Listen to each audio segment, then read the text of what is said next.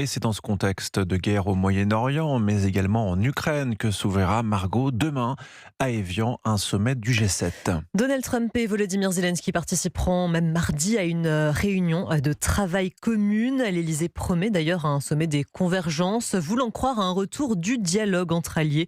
Mais une question prédomine, comment afficher cette unité quand les désaccords s'accumulent sur presque tous les grands dossiers? Arthur Delaborde. À Évian, Emmanuel Macron veut afficher des résultats. L'Élysée assure que le sommet est d'ores et déjà réussi avant même son ouverture officielle. Paris met en avant plusieurs accords en discussion sur les minerais critiques, la souveraineté économique, la recherche contre le cancer ou encore la protection des enfants en ligne. La France veut aussi convaincre les grandes puissances et même Pékin de mieux coordonner leurs politiques économiques.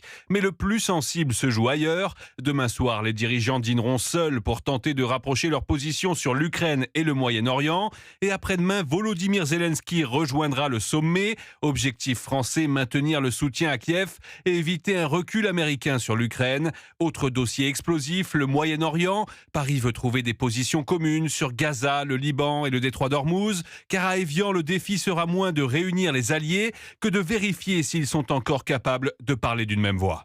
Arthur Delaborde du service politique d'Europe 1.